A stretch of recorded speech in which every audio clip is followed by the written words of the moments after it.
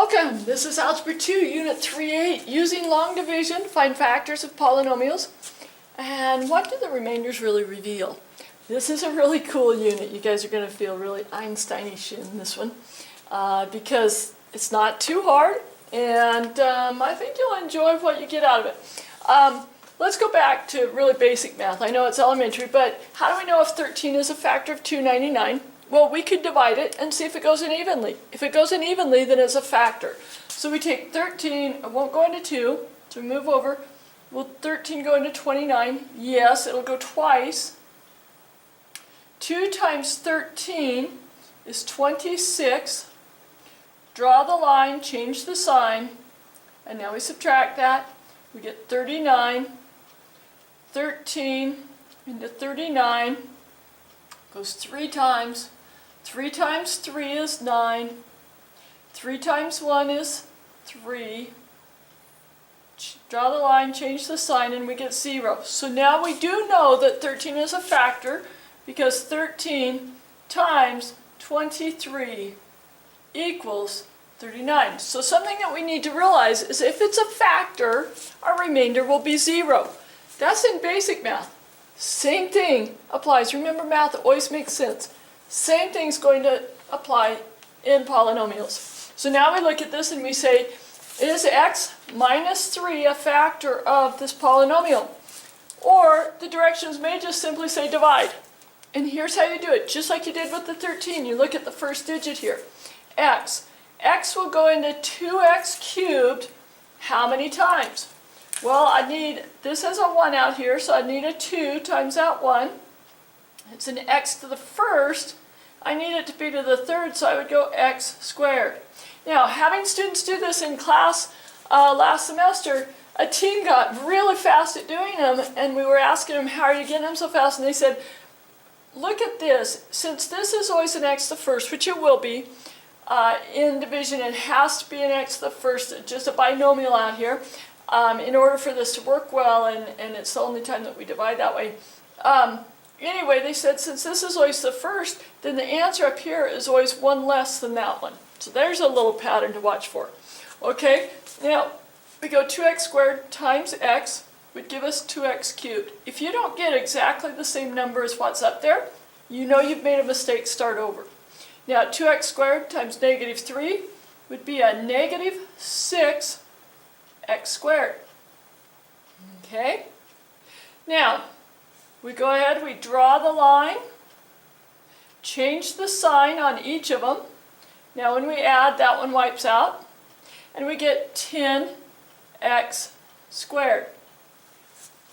Now, we take x goes into 10x squared. Well, we should drop down the next term. But do you notice here how it goes x squared, and then there's no x term, it goes to a constant.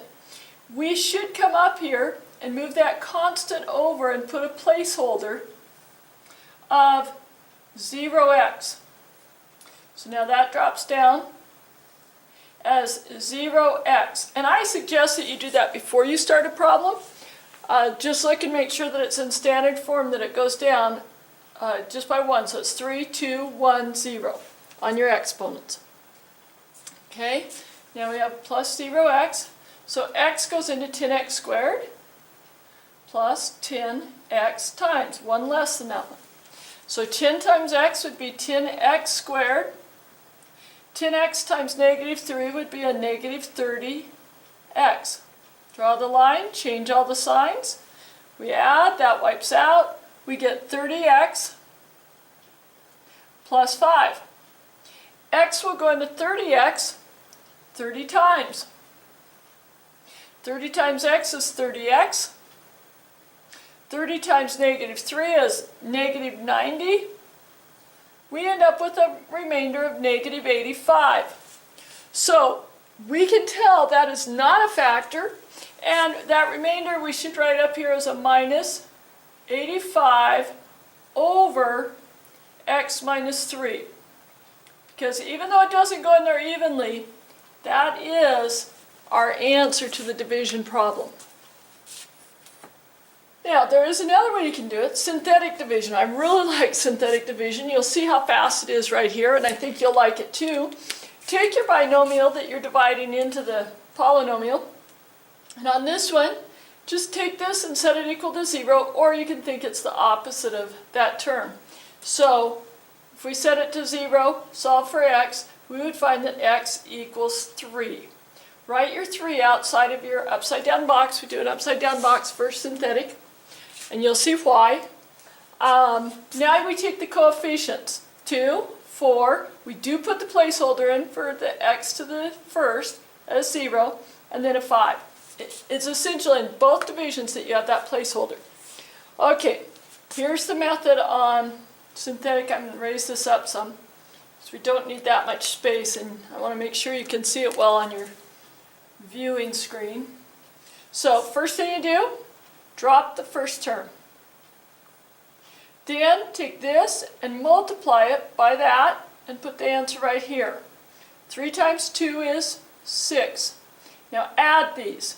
6 and 4 is 10. Now go with this one. 3 times 10 is 30. Add 30. 3 times 30.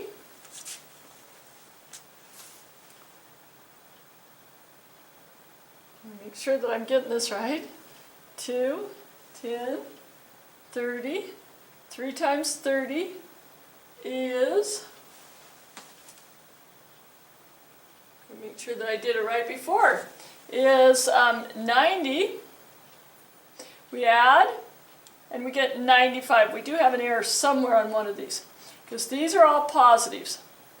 Okay, so let me go backwards and see what I did. Now the first thing that I would do in answering this one, the answer will always be 1 less than the exponent there, so I'd go x squared, x to the first, 30, and then this is your remainder, so you should write that over top of the x minus 3. Now let's see if we can spot my error here.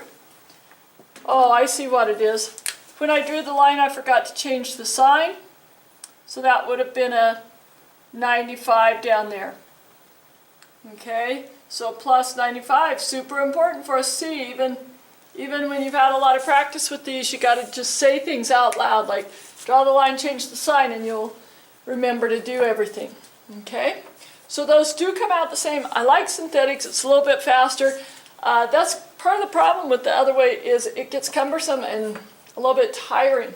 So now we have a question, is x plus 5 a factor of this? Well, I would choose to do synthetic. So I would bring down, it goes 3, 2, 1, x to the 0, so I'm good there. I just bring down these coefficients, only be looking at those. Not going to rewrite it out of a little bit of laziness. X plus 5 equals 0, so I would take the opposite, it's minus 5. Okay, let's start it. Drop the 3 down. 3 times negative 5 is negative 15. Add these. Remember, you're always adding. Negative 15 and a positive 14, you'd end up subtracting because their signs are different. And it would take the sign of the one farthest from 0. So negative 1. Negative 1 times negative 5 is going to be positive 5. 5 minus 1 is 4. Remember, you add them. Negative 5 times 4 is negative 20. Bingo! We have a factor because we have 0 as our remainder. That is the remainder theorem, by the way, is if you have a 0 on the remainder, then it is a factor. So now we can write our factors for this. We remember it started as x cubed, so it's going to go x squared. This would be an x, and that would be a constant. So our factors would be 3x squared minus x plus 4 times x plus 5. We know if we boxed or foiled those, we would end up with that polynomial. Pretty cool, huh? Make sure to pause these videos and take down the notes. Okay, so now we're asked, is x minus 4 a factor of x cubed plus 2x minus 21x minus 12? So again, I go with my coefficients. I have 1 x cubed. Well, actually, I'll just do that, the coefficients to do synthetic. I check it, 3, 2, 1, 0. So 1, 2, negative 21. I always put in the signs with these as well, so I am sure that they're positives or negatives. Then I bring the opposite of that, 4. Now I drop it, 1. 4 times 1 is 4. Add those together, we get 6. 4 times 6 is 24. Now this is a positive and a negative, so you really end up subtracting. Give it the sign of the one farthest from 0, which is positive. 24 minus 21 is 3. 3 times 4 is 12, and bingo, yes, it's a factor, because we have a 0 out there. So now we can fill in our variables. It was an x cubed there, so it will be an x squared here, an x, and 3. So that's one factor. And our other factor is x minus 4. Pretty awesome, huh? Now, if you could play the x game and break these down more, whoops, I should have put a plus in there, sorry. If you could play the x game and break this one down further, then I would suggest you go ahead and do that. In time here, we are going to have problems like that. Okay, bring your questions, class.